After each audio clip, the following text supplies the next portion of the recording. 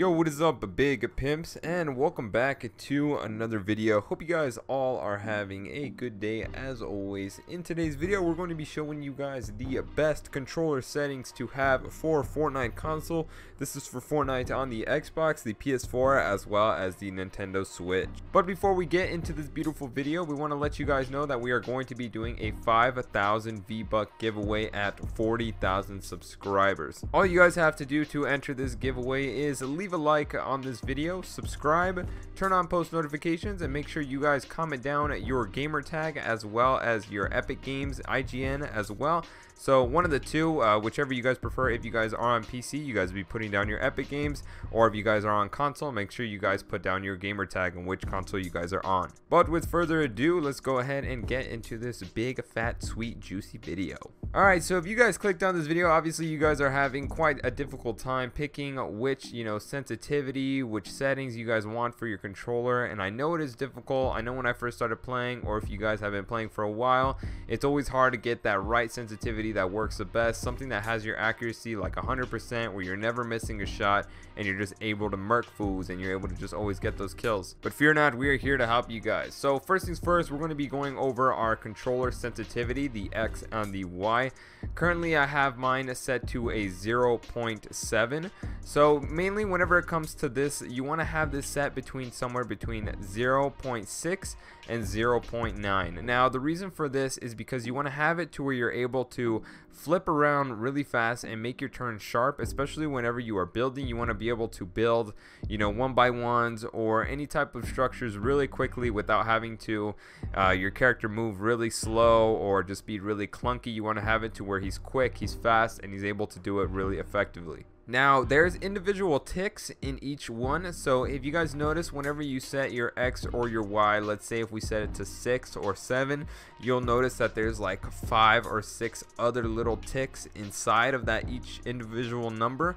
Currently I think at my 7 I have it set to 2 ticks, so it's 0.7, and then we hit it 2 more times, like to the right. So if that makes sense, I hope you guys are understanding what I'm saying here. Now I used to play on 9, or I used to have it set on 9 when I was doing build battles, and honestly it's really good when it comes to building, but whenever it comes to shooting somebody, or whenever you're up close to somebody, especially with a shotgun or with an SMG, as you guys know, SMGs are really overpowered right now and are really excellent to have in the game, like all the time. So if you guys ever play, make sure you guys always have an SMG in hand, because they are really, like, just a spray, the fire rate of it is ridiculous, and you're able to kill people really easily with these. But one of the main factors with these is you have to have a good hip fire, and your X and your Y are going to rely on that hip fire. So if you guys have a really high sensitivity, especially with the controllers, it is a lot difficult to do compared to something like the PC, because of that, it just moves so fast, so you won't be able to actually get any shots off.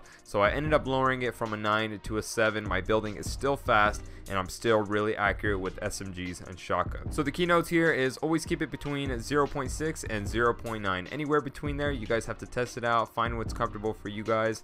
I would recommend always keeping the X and the Y the same. Don't try to make them different numbers, like, if that makes sense. Don't try to have the X like a 0.7 and the Y like a 0.9. Just try to keep it 0.7 for both of them. And then next we're going to be going over the controller targeting sensitivity. So this is basically whenever you guys are zooming in your sights, or whenever you are aiming with your gun, whether it be an AR or like a hunting rifle or anything in that general area.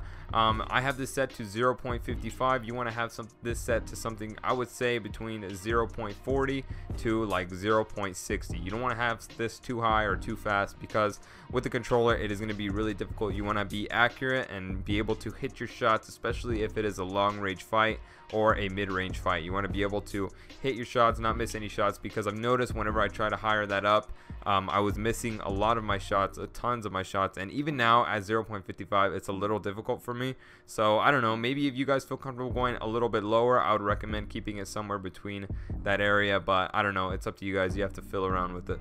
Next we got the wireless controller scope sensitivity. So this is whenever you're zooming into a scoped rifle, so this would be a sniper rifle or like the scoped AR or anything in that area.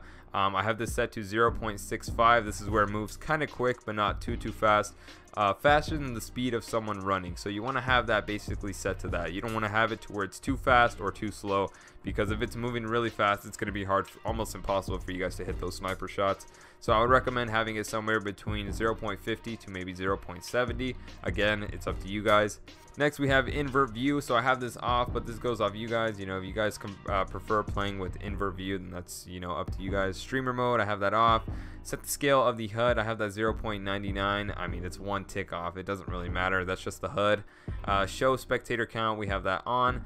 Sprint by default. So you guys, it's up to you guys how you guys would like feeling like this. I personally have it off, but I've noticed other people use it. They turn it on when they want to run and drop materials. So basically, whenever you have this set on, you just double click your controller, or the analog stick, sorry, and then you'll be able to run and continue to like drop stuff, so you're not, you don't stop and like get sniped or something like that. But it's up to you guys, whatever you guys feel like. Personally, I have it off. Next we have sprints cancels reloading. So this is if you guys like this. I personally have this one off. We have tap to search and interact, I have this one on.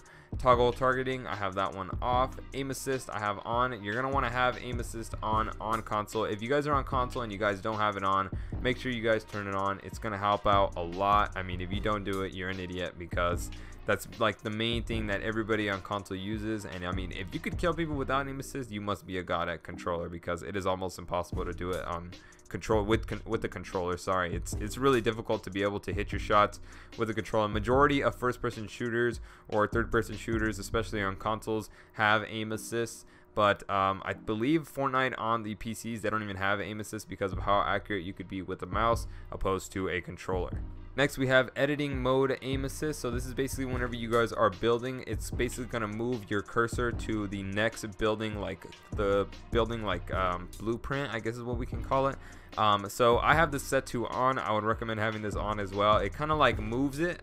It's hard to explain, but whenever you look at another building block or whatever, it pretty much detects which way you're going to go in. So say if I'm going to build to the right or like flip to the right, it like already starts moving my little cursor a little bit to the right. Just like how whenever you have aim assist, whenever you're aiming at a player, how it kind of like pulls, I guess it pulls towards the player. That's the same thing whenever you're building.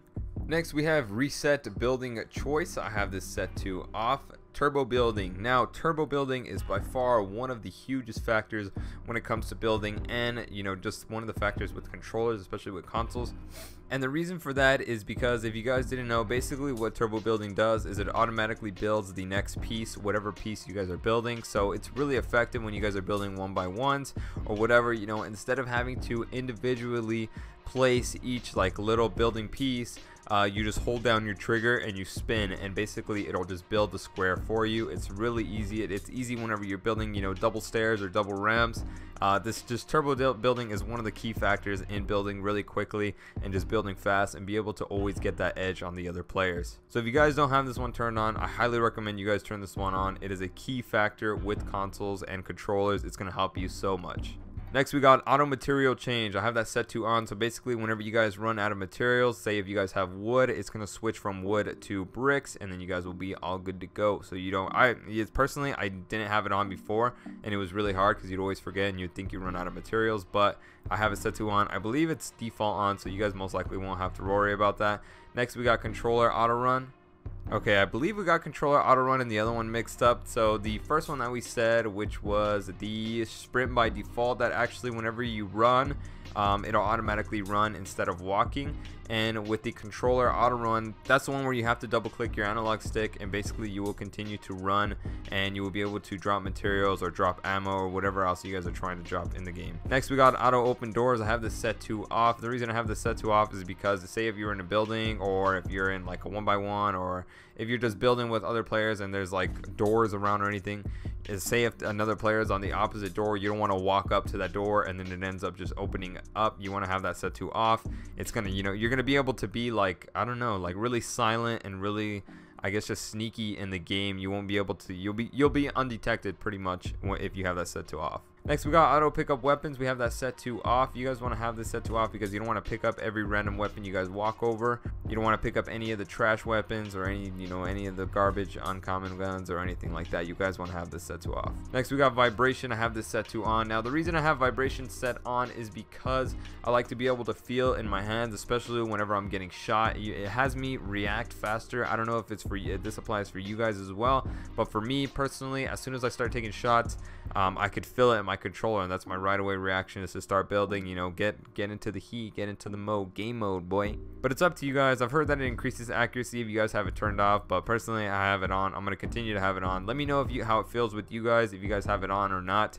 Next, we got record replays. We have that on, and record large team replays. We have that off. So these settings don't really matter. Next, we go to volume. We have music volume to 0.12, sound effects volume to 0.61. So this is a volume that's pretty much going to control, players' movements, player moving around you, as well as gunshots and everything like that. Voice chat volume, I have that 0.70. I should probably lower that. You always want to have the voice chat lower than the actual gameplay or people playing, or the game, sorry. And then next, we got the cinematics volume. This is so whenever the cinematics come for Battle Royale, whenever there's a new season or whatever, this is a volume that controls that. And then subtitles, I have that on. Voice chat, I have that on. I play on Builder Pro, so if you guys are not playing on Builder Pro yet, I would highly recommend you guys do so. It's going to help you out so much, and it's the best way to play this game, honestly. It's going to help you out ridiculous amount. You're able to build a lot quicker, personally, I feel like.